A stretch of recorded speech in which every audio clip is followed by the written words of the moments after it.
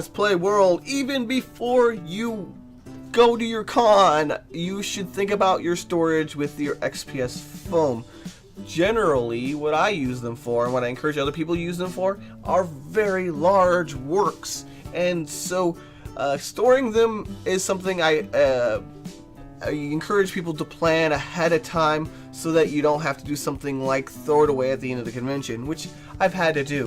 While making these really large projects is fun, I had to think about, well, living in my house or apartment or whatever space you happen to be in as well. And so there's actually a video of me, the Golem, the Legend of Mana Golem, yep, straight in the trash right after the convention, just because I couldn't keep it. Now, otherwise, if you have a big bulk project, it's not too difficult to store them. They can take bumps and hits, but that's easily filled in with plaster Paris or some other filler that's safe with XPS foam.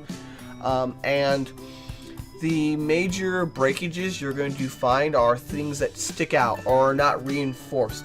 And generally, I encourage you to reinforce things with wood, whether it be a dowel or a shish kebab skewer or MDF wood in the case of very large swords. So the things to watch out when you're putting these away is what are the little knobs and bits that can be caught by something and put under pressure and snap off, because it's not a very strong material. It doesn't take impacts very well on its own. You'll need other things to support it. But otherwise, I hope you enjoy. Good times to all. Hurrah!